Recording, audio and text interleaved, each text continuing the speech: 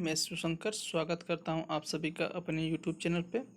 आज हम उपस्थित हुए हैं बीएससी फिफ्थ सेमेस्टर के बॉटनी के फर्स्ट पेपर को लेकर, जिसमें ग्लाइकोलिसिस हमें पढ़ना है। तो आइए ग्लाइकोलिसिस को हम देखते हैं डिटेल्स में।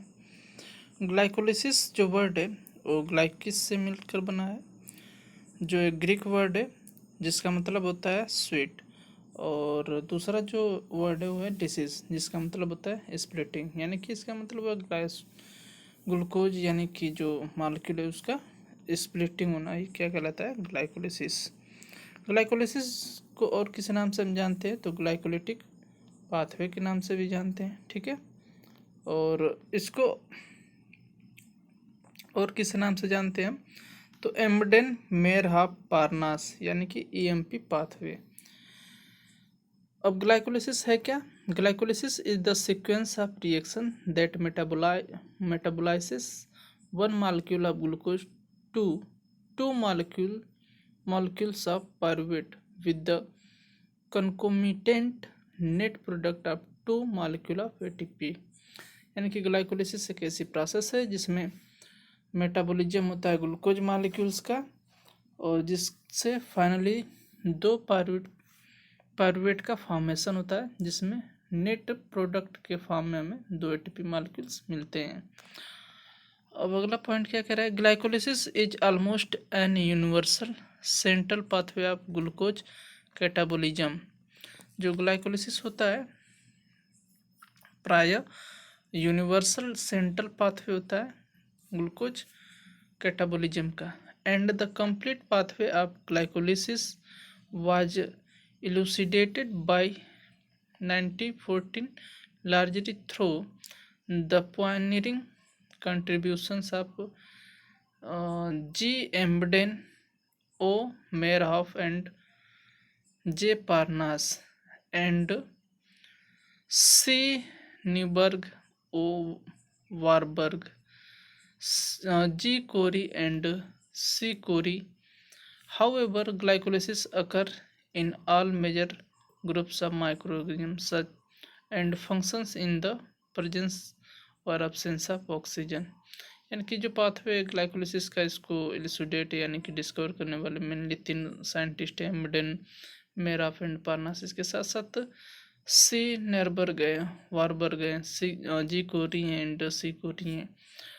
अब ग्लाइकोलिसिस जो होता है all groups of micro organisms में पाया जाता है, और ये फंक्शंस करता है ऑक्सीजन के प्रेजेंस में या ऑक्सीजन के एब्सेंस में भी, यानी कि इसका जो ब्रेक डाउन होता है वो ऑक्सीजन के प्रेजेंस में होता भी है और ऑक्सीजन के एब्सेंस में भी। It is located in the cytoplasmic matrix of the cells of an organisms, और इसका ये जो ब्रेक डाउन है ग्लूकोज मॉलिक्यूल्स का वो साइटोसॉलिक मैट्रिक्स में यानी साइटोसॉल में होता है सेल्स के। The whole process of glycolysis यानी कि the break down of 6 carbon glucose molecules into 2 molecule of 3 carbon pyruvate occurs in 10 steps. यानी कि जो ग्लाइकोलिसिस की प्रोसेस है वो फाइनली 10 स्टेप में कंप्लीट होती है। The first 5 steps constitute the preparatory phase, यानी कि फर्स्ट से लेकर जो 5th तक फेज होता है उसमें प्रिपरेटरी फेज होता है, while the rest live steps represent the pay of phase, जिसमें ऑक्सीडेशन फेज होता है। और जो फर्स्ट से लेकर जो 5th तक फेज होता है उसमें प्रिपरेटरी फेज यानी कि उसमें एनर्जी इन्वेस्टमेंट फेज उसको बोलते हैं, उसमें एनर्जी इन्वेस्ट होती है। और जो रेस्ट जो 5th स्टेज है स्टेप्स है उसको हम पे ऑफ फेज बोलते हैं, यानी कि ऑक्सीडेशन फेज बोलते हैं, जिसमें मॉलिक्यूल्स जो रहेंगे उनका ऑक्सीडेशन होगा और एटीपी का फॉर्मेशन होगा यानी एनर्जी जनरेट होती है। In the preparatory phase there is phosphorylation of the glucose and its conversion to glyceraldehyde three phosphate, यानी कि जो प्रिपरेटरी फेज होता है उसमें ग्लूकोज मॉलिक्यूल का फॉस्फोरिलेशन होता है, जिसमें जो ग्लूकोज मॉलिक्यूल है वो कन्वर्ट होता है ग्लिसरल्डिहाइड 3-फॉस्फेट में at the expense of 2 molecule of ATP, जिसमें 2 मॉलिक्यूल एटीपी के खर्च होते हैं। Oxidative conversion of the glyceraldehyde three phosphate to pyruvate and coupled formation of ATP and NADH is the features of the payoff phase। यानी कि जो glyceraldehyde 3 phosphate होता है उसका ऑक्सीडेशन होता है, जिसमें जो ग्लिसरॉल्डिहाइड 3 फॉस्फेट पायरुवेट में कन्वर्ट होती है, जिसमें एटीपी और एनएडीएच का फॉर्मेशन होता है, जिसको हम पे ऑफ फेज बोलते हैं। अब step wise concise account of glycolysis in the following. Step wise अब हम बात करेंगे ग्लाइकोलिसिस जो प्रोसेस जो 10 स्टेप में कंप्लीट होती है उसकी।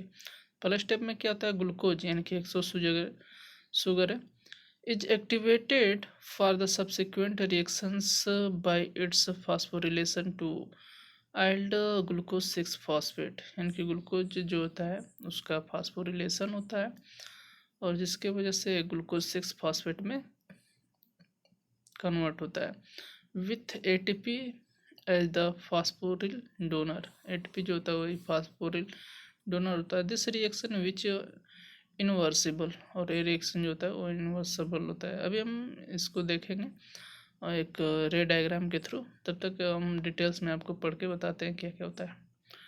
Under intracellular condition it catalysed by the enzyme hexokinase which requires magnesium 2+ ions for its activity. यानी ग्लूकोज का ग्लूकोज 6 फॉस्फेट में कन्वर्जन होता है, जिसमें एटीपी फास्फोरिलेशन होता है और इसमें एंजाइम्स जो होती है वो हेक्सोकाइनेज होती है, और इसके लिए Mg2+ की रिक्वायरमेंट होती है इसके एक्टिविटी के लिए। दूसरे स्टेप में क्या होता है, जो ग्लूकोज 6 फॉस्फेट है उसका कन्वर्जन होता है फ्रक्टोज 6 फॉस्फेट में, और एक एंजाइम्स है जिसका नाम है फास्फोहेक्सो आइसोमरेज, और इसमें भी Mg2+ का रिक्वायरमेंट होता है and each specific for the glucose 6 phosphate and fructose 6 phosphate. तीसरे स्टेप में क्या होता है, enzyme fructokinase catalyze the transfer of a phosphoryl group from ATP to fructose 6 phosphate to yield fructose 1,6 bisphosphate.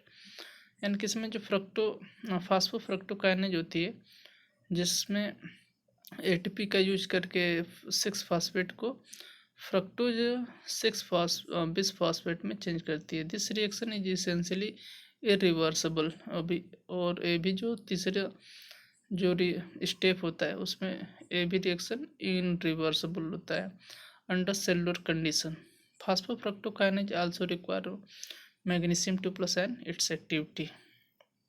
चौथे step में क्या होगा, the enzyme fructose 1,6 bisphosphate aldolase often called simply aldolase catalyzes the cleave the fructose 1,6 phosphate to yield the two different sugar phosphates glyceraldehyde 3 phosphate। यानी कि जो enzyme है generally इसको हम एल्डोलेज बोलेंगे, ये करती क्या कि 1,6 बिसफॉस्फेट को कन्वर्ट कर देती है 2-3 कार्बन मॉलिक्यूल्स में फास्फेट ग्लिसरॉल्डिहाइड 3 फॉस्फेट में, या ग्लिसरॉल्डिहाइड 3 फॉस्फेट इसको बोलेंगे, एंड डाईहाइड्रोक्सीएसीटोन फॉस्फेट में। तो ये किसकी सहायता से होता है, एल्डोलेज के वजह से, या इसको हम बोलेंगे फ्रक्टोज 1,6 बिसफॉस्फेट एल्डोलेज। इसकी सहायता से जो 1,6 बिसफॉस्फेट है ये 2 ट्रायो शुगर में कन्वर्ट हो जाता है ग्लिसरॉल्डिहाइड 3 फॉस्फेट में और डाईहाइड्रोक्सीएसीटोन फॉस्फेट में। स्टेप 5 क्या कह रहा है, glyceraldehyde 3 phosphate and dihydroxyacetone phosphate are interconvertible. यानी कि जो डाईहाइड्रोक्सीएसीटोन फॉस्फेट है या ग्लिसरॉल्डिहाइड 3 फॉस्फेट है, दोनों आपस में इंटर कन्वर्जन हो जाते हैं। Only glyceraldehyde 3 phosphate is directly degrade into in the subsequent steps. और इसमें जो ग्लिसरॉल्डिहाइड 3 फॉस्फेट है वो आगे स्टेप को कंटिन्यू करती है। Therefore, dihydroxyacetone phosphate is rapidly and reversibly converted to glyceraldehyde 3 phosphate by the enzyme triphosphate isomerase. जो ग्लिसरल डाईहाइड्रॉक्सीएसीटोन फास्फेट है वो जल्द ही फास्फेट आइसोमरेज एंजाइम की ट्राइयोज फास्फेट आइसोमरेज एंजाइम की सहायता से जल्द ही जो है ग्लिसरल्डिहाइड 3 फास्फेट में कन्वर्ट हो जाता है। और this reaction completes the preparatory phase of glycolysis. और इसके बाद जो ग्लिसरल्डिहाइड 3 फास्फेट कंटिन्यूस आगे स्टेप में बढ़ती है और इस तरह से प्रिपरेटरी फेज जो है ग्लाइकोलिसिस का कंप्लीट होता है। सिक्स्थ स्टेप में क्या होता है? This step is the first step of the pay of phase, यानी अब ग्लाइकोलिसिस जो सिक्स्थ स्टेप है वो फर्स्ट स्टेप होता है पे ऑफ फेज का, जिसमें एनर्जी जनरेशन होता है। अब इसमें होगा क्या कि ग्लिसरल्डिहाइड 3 फॉस्फेट ऑक्सीडाइज होगा, जिसके वजह से बनेगा 1,3-bis phosphoglycerate with an involvement of the enzyme, और जिसमें एंजाइम यूज होगी ग्लिसरल्डिहाइड 3 फॉस्फेट डिहाइड्रोजिनेज, यानी कि ग्लिसरल्डिहाइड 3 फॉस्फेट डिहाइड्रोजिनेज की सहायता से जो ग्लिसरल्डिहाइड 3 फॉस्फेट है उसका ऑक्सीडेशन होगा, जिसके फलस्वरूप 1,3-bis फास्फोग्लिसरेट का फॉर्मेशन होगा। During this reactions NAD positive is reduced एल्ड NADH, और इस तरह से NADH का रिडक्शन होगा और NADH मॉलिक्यूल का फॉर्मेशन होगा, यानी कि इसको बोलेंगे हम ऑक्सीडेटिव फॉस्फोरिलेशन। स्टेप 7 में क्या होगा? 1,3-bis phosphoglycerate is converted to 3 phosphoglycerate, यानी कि 7th स्टेप में 1,3 फास्फोग्लिसरेट बिस फास्फोग्लिसरेट का कन्वर्जन होगा और 3 फास्फोग्लिसरेट में। In this reaction the enzyme phosphoglycerokinase transfers the high energy phosphoryl group from 1,3-bis phosphoglycerate to ADP and ATP and 3 phosphoglycerate. और इस स्टेप में होगा क्या कि जो फास्फोग्लिसरोकाइनेज है वो high energy of phosphoryl group को ट्रांसफ़र करेगी, जिसमें 1,3-bis phosphoglycerate to ATP yield ATP ADP से ATP का फॉर्मेशन होगा और 3 फास्फोग्लिसरेट बनेंगे। The formation of ATP by phosphoryl group transfer from a substrate, यानी कि 1,3-bis phosphoglycerate is called substrate level phosphorylation, यानी कि 7th स्टेप में सबस्ट्रेट लेवल फास्फोरिलेशन होगा, जिसमें ATP का फॉर्मेशन होगा। 8th स्टेप में क्या हो रहा है कि the 3 phosphoglycerate is now converted to 2 phosphoglycerate, यानी कि जो 3 फास्फोग्लिसरेट है वो अब कन्वर्ट होगा 2 फास्फोग्लिसरेट में। In this reaction the enzyme phosphoglycerate mutase catalyzes the reversible shift of the phosphoryl group between C2 and C3 of glycerate। Mg2+ ion is essential for this reaction, और इस reaction में Mg2+ का requirement होगा। करा कि 9वां step क्या करा कि in this step the enzyme enolase promotes reversible removal of molecule of water from 2 phosphoglycerate to yield phosphoenol pyruvate. 10th step में कह रहा है क्या हो रहा है? This is the last step of in glycolysis. Phosphoryl group from phosphoenol pyruvate is transferred to ADP by enzyme pyruvate kinase to ATP and pyruvate via substrate level phosphorylation. The enzyme pyruvate kinase requires potassium and either magnesium 2+ and or manganese 2+ for this activity। यानी कि 10वें step में क्या होगा कि जो फास्फोइनॉल pyruvate है उसका ट्रांसफ़र वहाँ से ट्रांसफ़र हो गया ADP से, जिसमें पायरुवेट काइनेज का यूज होके ATP का फॉर्मेशन होगा, और यहाँ पे फाइनली प्रोडक्ट जो है वो बनेगा पायरुवेट। और इसमें जो एंजाइम्स पार्टिसिपेट होगी वो पायरुवेट काइनेज जो मैग्नीशियम आयन पोटेशियम या मैग्नीज आयन का रिक्वायरमेंट होगा या यूज होगा। ठीक है, यहाँ पे एक नेट जो है, the whole glycolysis can be represented by the following simple equation. यहाँ पे ग्लूकोज है plus 2 ADP plus 2 inorganic phosphate और प्लस 2 Na पॉजिटिव बन के रहा है 2 पायरुवेट 2 ATP 2 NADH और 2 प्रोटॉन। अब यहाँ पे ग्लाइकोलिसिस को हम एक रे डायग्राम के थ्रू समझने की कोशिश करेंगे। यहाँ पे ग्लूकोज है और ग्लूकोज जो है वो यहाँ पे देख सकते हैं, ग्लूकोज जो है बन रहा है ग्लूकोज से ग्लूकोज 6 फास्फेट और यहाँ पे एंजाइम यूज हो रही है हेक्सोकाइनेज। ठीक है, इसके बाद दूसरे स्टेप में क्या हो रहा है, ये ATP से ADP में कन्वर्जन हो रहा है। ग्लूकोज 6 फास्फेट से रिवर्सिबल रिएक्शन हो रहा है जिसमें फास्फो हेक्सोकाइनेज कन्वर्ट कर रहा है ग्लूकोज 6 फास्फेट को फ्रक्टोज 6 फास्फेट में। फिर इनरिवर्सिबल रिएक्शन होगा जिसमें ATP यहाँ पे इन्वेस्ट होगी और ATP से ADP बनेगा, यानी कि फ्रक्टोज 6 फास्फेट से फ्रक्टोज 1,6 फास्फेट में कन्वर्जन होगा। इसके बाद जो तो चौथा स्टेप है, इसमें क्या हो रहा है कि जो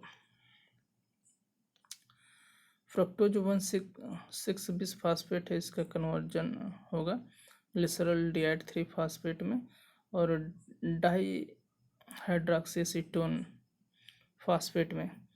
अब जो ग्लिसरॉल डिहाइड 3 फास्फेट है इसका यूज कंटिन्यूस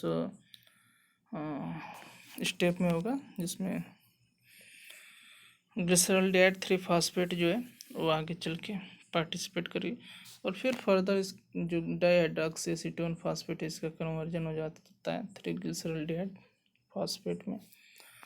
आगे वाले स्टेप में हम बात करें, जो 5th स्टेप है उसमें ग्लिसरॉल डिहाइड 3 फास्फेट को कन्वर्ट किया जाएगा 1,3 फास्फोग्लिसरेट में। 6th स्टेप है जिसमें एक एंजाइम में यूज की जाएगी ग्लिसरॉल डिहाइड 3 फास्फो डिहाइड्रोजिनेज जिसमें एक जो है NADH पॉजिटिव इसको कन्वर्जन होगा NADH में। यहाँ पे फर्स्ट पे ऑफ फेज में 2 NADH का में NADH मिलता है। अब जो 1,3 फास्फोग्लिसरेट है इसका कन्वर्जन होगा 3 फास्फोग्लिसरेट में। 7वां स्टेप है जहाँ पे फास्फो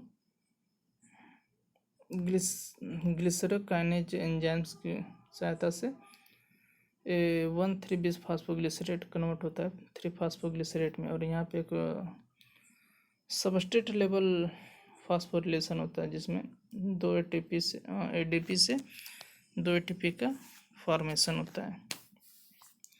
इसके बाद स्टेप 8वां है जिसमें 3 फास्फोग्लिसरेट है वो रिवर्सिबल कन्वर्ट होता है 2 फास्फोग्लिसरेट में। ठीक है, जिसमें एंजाइम वर्क करती है फास्फोग्लिसरेट म्यूटेज और इसमें मैग्नीशियम आयन का यूज होता है। अब जो 2 फास्फोग्लिसरेट है इसका कन्वर्जन होता है फास्फोइनॉल पायरुवेट में, जो एंजाइम में यूज होती है वो इनोलेज और यहाँ पे वाटर मॉलिक्यूल रिलीज होता है। फास्फोइनॉल पायरुवेट को कन्वर्ट किया जाएगा फाइनली जो है पायरुवेट में या पायरुविक एसिड में। यहाँ पे एक एंजाइम में पायरुवेट काइनेज यूज होगा और यहाँ पे फिर एक सबस्ट्रेट लेवल फास्फोरिलेशन होगा जिसमें 2 ATP कन्वर्ट होगा 2 ATP में और यहाँ पे रिक्वायरमेंट होगा पोटेशियम आयन की या मैग्नीशियम या मैग्नीज आयन की। तो ये होल स्टेप है ग्लाइकोलिसिस का, आप स्क्रॉल करके इसको यहाँ से देख सकते हैं।